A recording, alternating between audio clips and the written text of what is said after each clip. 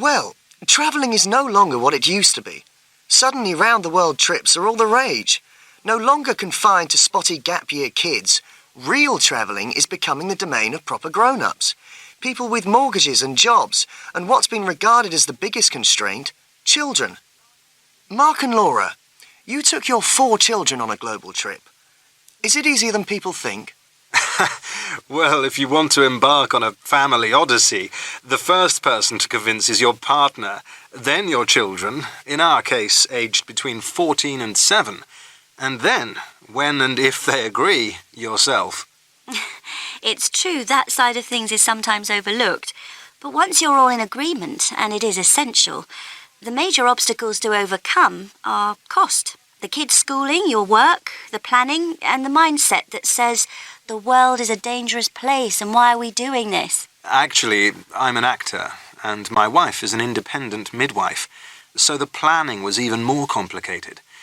A trip of this kind might have been impossible to organise, but as neither of us had any births due, either real or theatrical, we were free to follow our inclinations. In fact, our first stop was the Royal National Geographical Society, where we enrolled on an expedition weekend to discover what approach to take when travelling to extreme locations with children. It was a necessary eye-opener.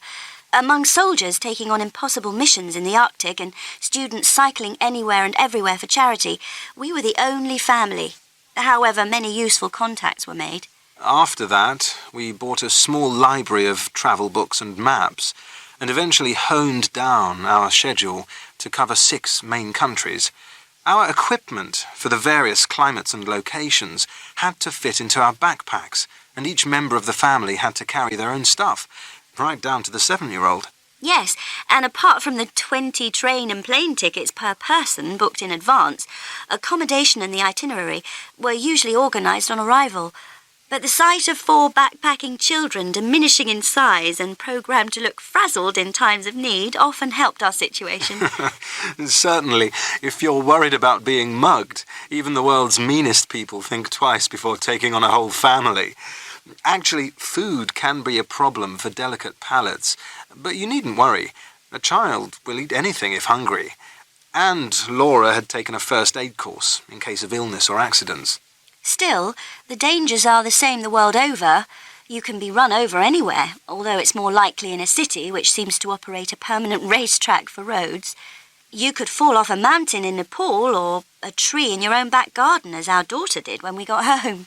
I think the highlight of our expedition, though, was the trek to nearly 5,000 metres in Nepal, even though many tears were shed for our younger daughter, who got altitude sickness and mild hypothermia at the high pass. But aside from that trauma, the Himalayas will never be forgotten. Their beauty will be locked in our souls forever. For me, high on the list of great moments was the walking safari in Zimbabwe. We saw a pride of lionesses, crocodiles, laughing hippos, and perhaps the oldest elephant alive. Our eldest daughter's most wicked time was celebrating her 14th birthday swimming with dolphins in New Zealand. But our penultimate destination, the rainforest in Peru, was the most challenging.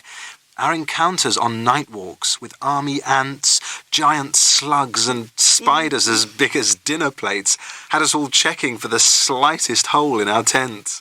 I think the worst moments for me were being stuck in the transit lounge in India for 3 days. We had confirmed our seats, but we were bumped off our flight at the last minute. Still, considering the amount we had travelled, it was just about bearable. I suppose if there was another downside, it was missing the people and paraphernalia that tie you to home, the latter becoming less important the longer we were away. But important, nevertheless, at least until we came back. Looking back, though, this trip was all about escape. A sabbatical, inspiring our children, and most of all, a challenge. The first activity on our return was to clear out the attic of junk. A symbol, perhaps, that we needed to live less complicated lives.